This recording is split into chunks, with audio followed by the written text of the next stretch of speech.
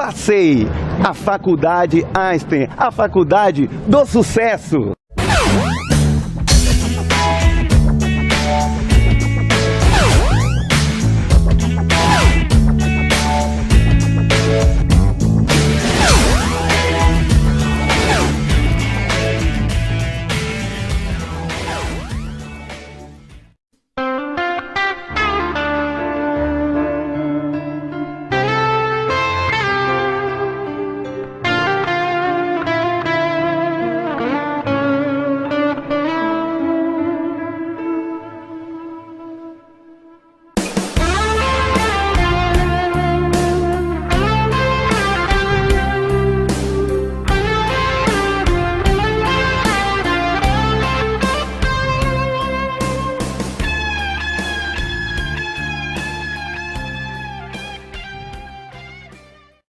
A maior celeuma da vida, o melhor entrave, ou qualquer coisa que nós queremos falar bonito ou não, vamos cair na morte.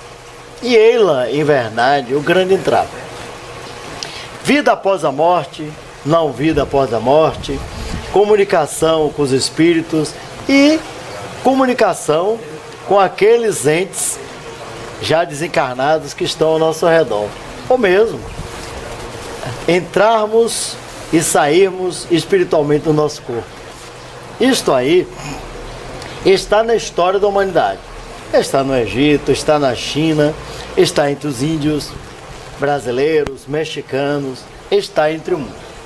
Um homem que já desencarnou, mas deixou um legado para a humanidade, chamado Valdo Vieira, fez um estudo científico sobre a projeção astral, sobre a saída do corpo.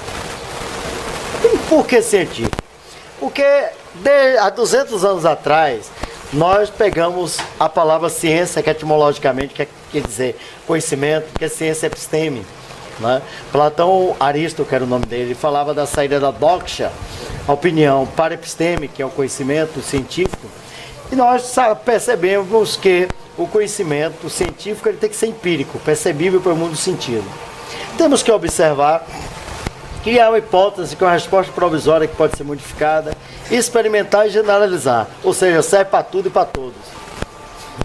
Ele fez isso e deixou-nos este legado. E para falar disso e mais alguma coisa, principalmente pela retrocognição, está aqui conosco Marcelo Barbosa Bastos.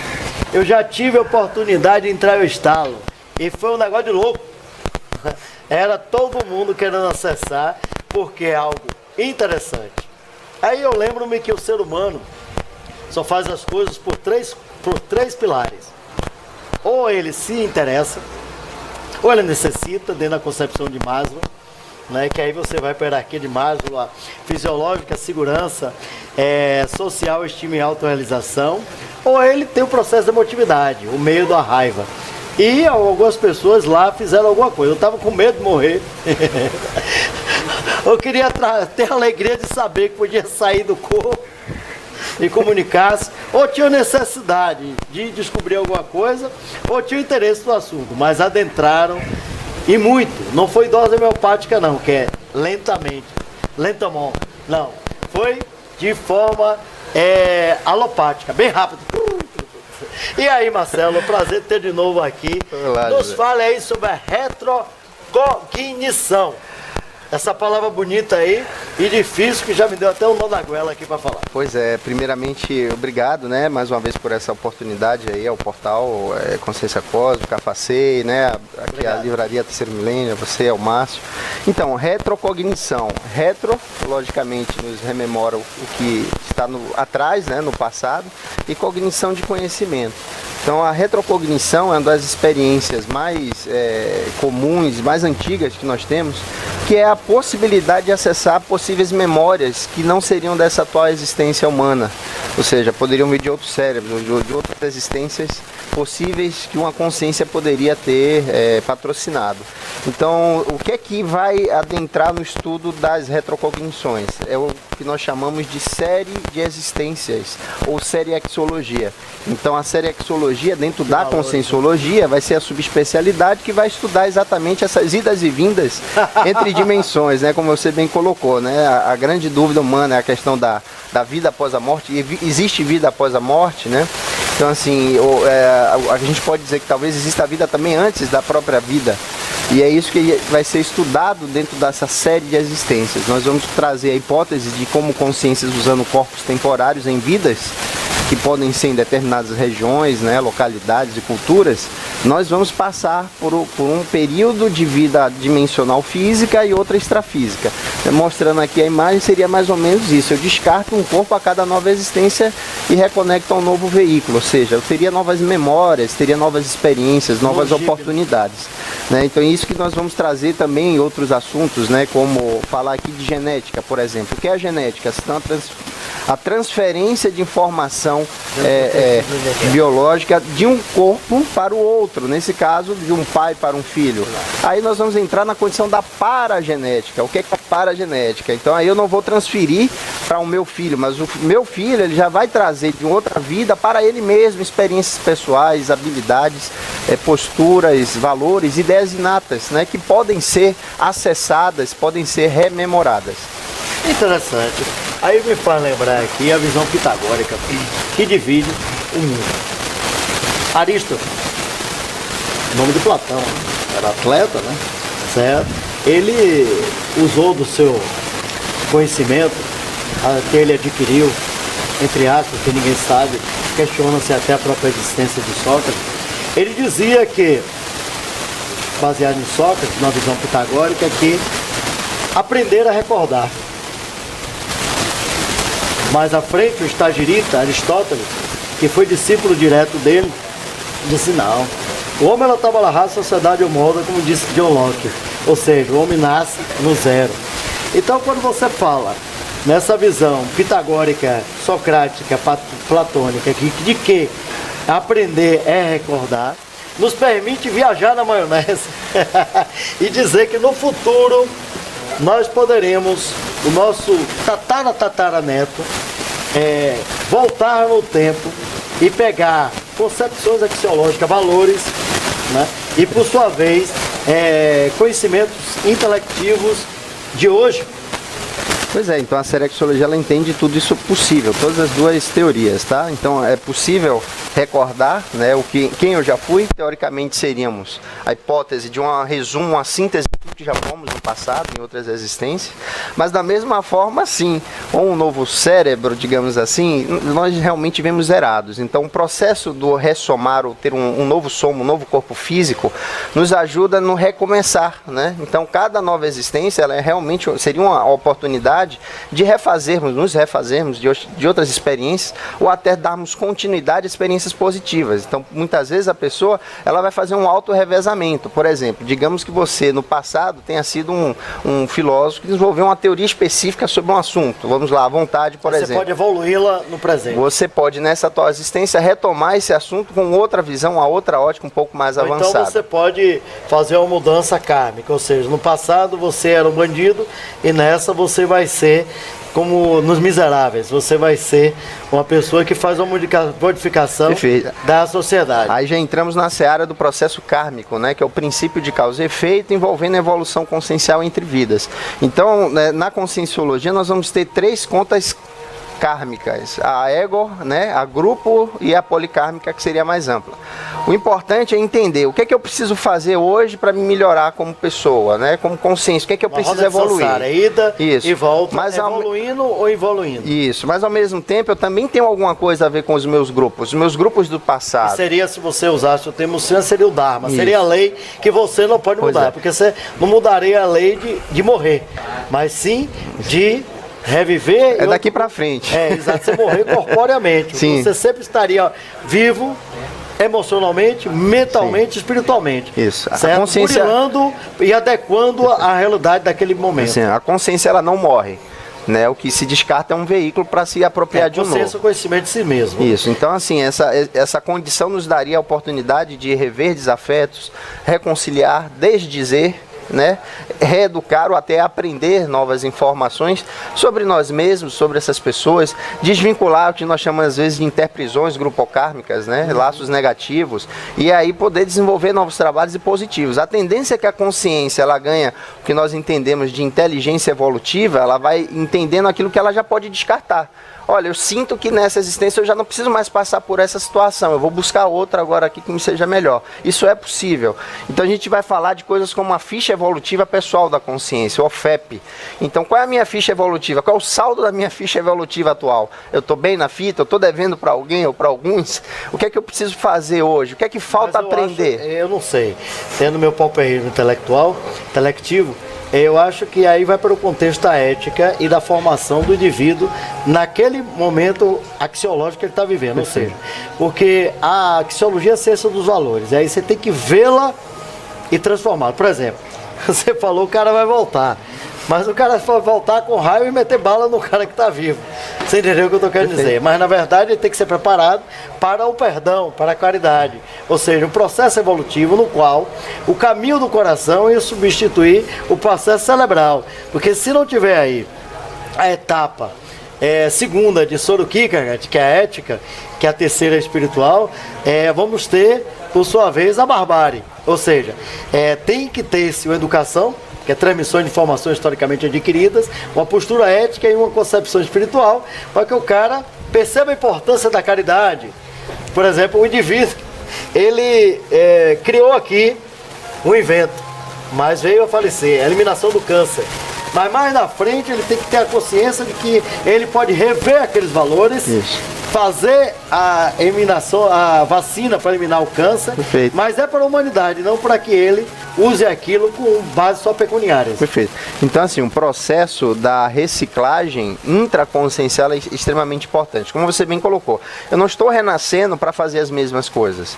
Então, eu não vim aqui para ter... evoluir, virar barbárie. Isso, a gente chama de mimese dentro da conscienciologia, que é a repetição de si mesma. Então, eu não vim aqui para repetir, eu venho aqui para fazer coisa diferente, coisa melhor, fazer um diferencial, agregar valor. É o legado positivo, evolutivo da consciência. Então você falou do cérebro, a gente vai além, a gente vai para o paracérebro, sediado aqui no psicossoma, que é esse veículo que se projeta, que teoricamente seria essa ponte entre uma existência e outra. Então nesse paracérebro, onde sedia a consciência, o mental soma, o corpo do discernimento, é que a gente chama que estaria aí a memória integral daquela consciência, de tudo que ela já vivenciou, já captou pelos 5 sentidos, diversos outros corpos.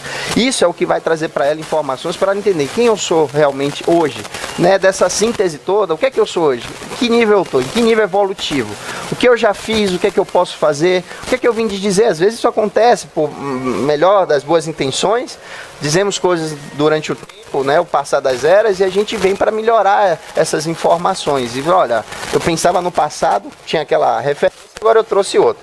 O que é mais interessante é que é possível ter esse tipo de experiência.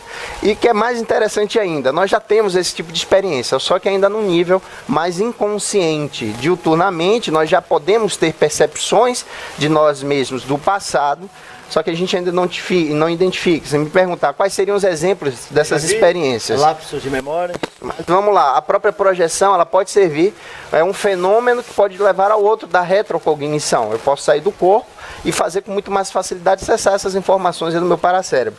Mas durante o dia a dia também eu posso ter essa auto-retrocognição. Então às vezes a pessoa ela vai ali, cata um livro, né, que tem vários livros, por exemplo, e você vai numa cultura, numa época específica que você parece ter algum tipo de afinidade. Você leu, eu acabei de ver ali a imagem de um castelo, eu falei, acho que eu tive alguma coisa com esse negócio. Às vezes a gente sente até uma repercussão energética, né, o que a gente chama de banho de energia. Então são vários detalhes, né, a própria manifestação da pessoa, as ideias inatas, por exemplo. Trazer um exemplo pessoal, se eu puder. Eu me lembro que entre 10 e 15 anos, eu sempre tive essa tendência de olhar para as estrelas. Sempre gostei muito de olhar para o céu e ver aquela coisa toda. Até hoje eu tenho. Mas eu me lembro que a uma certa idade, menorzinho, na janela, eu cheguei, olhei para o céu e falei, puxa, eu sei que tem coisas que eles só ensinam depois que a gente morre. Eu me lembro bem, eu tenho a memória disso, eu falei sozinho olhando para o nada, para as estrelas. Então aí vai trazendo dentro da conscienciologia a hipótese da chamada intermissão, ou a existência entre uma missão e outra, né, entre uma vida física e outra. Um dos melhores períodos para que a gente possa reaprender, entender o que foi feito na vida recente, né, premente, para que a gente possa desenvolver melhores resultados na frente. E aí desenvolver uma nova programação existencial, ou ProEx. Então, lógico, a cada existência, né, nós viemos aqui para sairmos melhores, evoluirmos, sermos vitoriosos, ganhadores no nosso processo evolutivo. Então, é possível desenvolver uma gama de planejamentos, de estratégias, para que nessa existência eu tente aproveitar o máximo possível dessas oportunidades. Primeiro, me conhecer melhor, usar todas essas experiências também para ajudar as outras pessoas. Entendemos que o processo da assistência, né, a assistenciologia também, como uma subespecialidade da conscienciologia, ela acelera o processo evolutivo. Então tudo isso parece estar dentro de um grande mecanismos, né, de desenvolvimento da própria consciência. Agora, Marcelo, nos fala aqui desses livros aqui, dá um close aí. Cada vez que ele vem aqui, ele apresenta mais livros. Tem que trazer uma novidade, né? Mais filosofia, entendeu? Então, Zé, esse livro que esse aqui, ó, dá um ok. Esse fala das retrocognições, é um trabalho de um... Pulos aqui para, entendeu? Então, esse aqui, o Zéfiro, que está na sua mão esquerda, foi um trabalho sério na época que o professor Valdo ainda estava vivo, né? Onde ele colocou as memórias pessoais dele de outras existências. Ele vai reconhecer a hipótese, tá? A possibilidade de ele ter sido o espírito Zéfiro, que teria sido um transcomunicante aí com Allan Kardec, né, no período do desenvolvimento do espiritismo, entre outras existências que ele traz como hipótese de trabalho. Então, esse livro aí traz com muita seriedade assim, um trabalho de uma vida inteira do professor Valdo. Esse outro também é um trabalho de um pesquisador da conscienciologia, o professor Roberto Lemming, da instituição Consecutivos, que é uma instituição também parceira, né, junto com o próprio IPC, que trabalha, essa aí, o Consecutivos, trabalha especificamente com esse tema, estudar as séries de vidas, a sua holobiografia, né, a biografia de várias vidas, a síntese de tudo isso aí. Então ele estudou aí a possibilidade de ter sido aí 3 personalidades do passado. E retrocognição, um trabalho também bem interessante. Isso, com técnicas viáveis, tá? Que é onde a pessoa ela pode usar de forma autocontrolada, automotivada e lúcida, buscar essa rememoração para o seu autorregistro e sua autopesquisa. Então a gente entende o quê? Que quanto mais informações do passado, melhor para se entender o atual momento do presente e planejar, quem sabe, melhor o seu futuro evolutivo, não? Temos muito a aprender em termos espiritual. Ainda bem que o século XXI, ele é aberto para novas egrégoras, para novos pensares, para novas concepções de espiritualidade. Algo que nos séculos passados eram freados.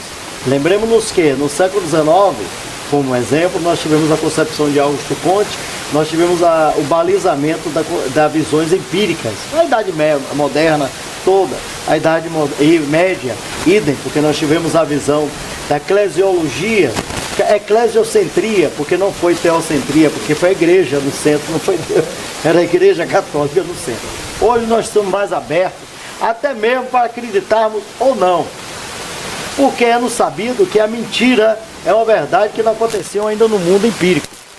Na verdade, a mentira é uma verdade que não aconteceu, somente isso, não é porque ela existe no mundo das ideias. Então, se é mentira ou não, se é verdade ou não, cabe experimentação. Cabe a experimentação. Você tem a oportunidade de livremente conhecer.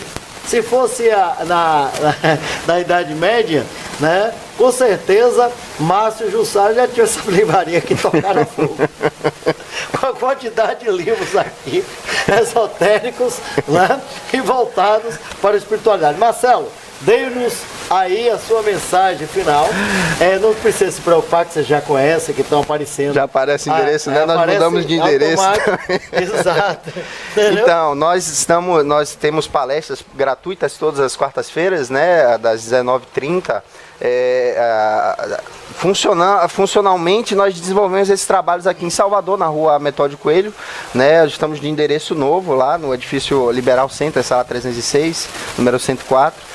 E buscando exatamente, né, desenvolver essa cultura do parapsiquismo, né, da autoexperimentação, da autopesquisa através dessas vivências de forma lúcida, de forma autoeducativa também, né? Então acho que o mais importante é isso, é a pessoa se colocar a possibilidade de experimentar. E não precisa ter nenhum EQM não, tá? Não precisa ter uma experiência de quase morte ou dessomar não. A pessoa ela pode agora em vida já aproveitar a oportunidade e tranquilamente buscar realizar essas experiências, tá? Tem muitos filmes livros também hoje que falam do tema, né?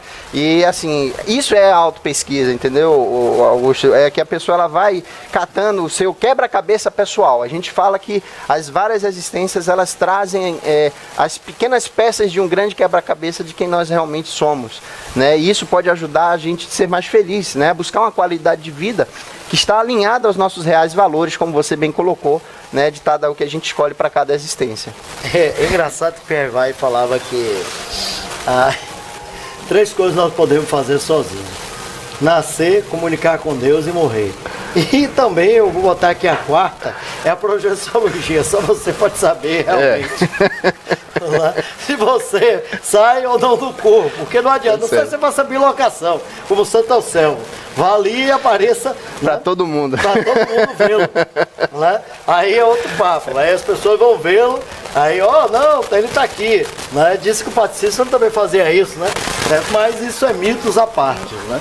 Porque em verdade só você pode saber se você sai ou não do seu corpo. Perfeito. Né? Em termos espirituais, em termos astral.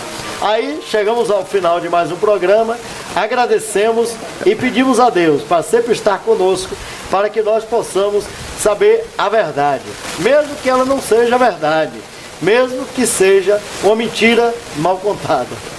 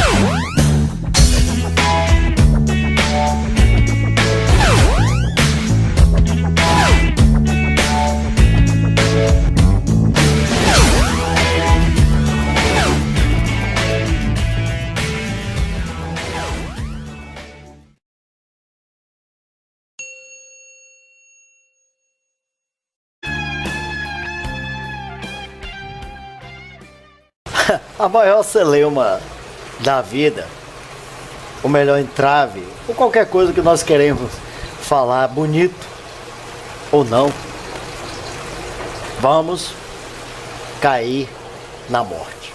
E ela, em verdade, o grande entrave. Vida após a morte, não vida após a morte, comunicação.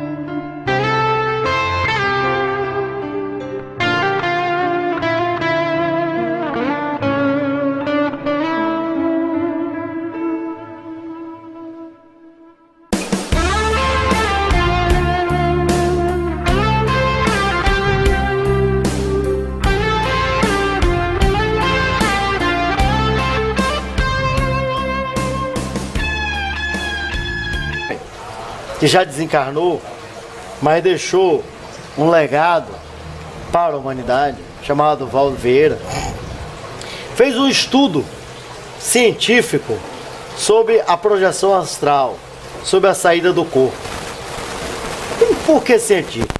Porque há 200 anos atrás, nós pegamos a palavra ciência, que etimologicamente quer dizer conhecimento.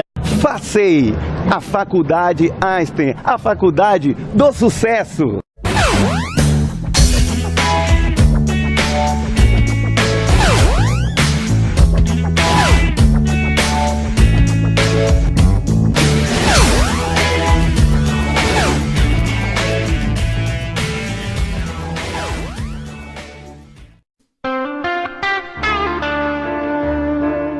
interação com os espíritos e comunicação com aqueles entes já desencarnados que estão ao nosso redor. Ou mesmo entrarmos e sairmos espiritualmente do nosso corpo. Isto aí está na história da humanidade. Está no Egito, está na China, está entre os índios brasileiros, mexicanos, está entre o mundo. Um homem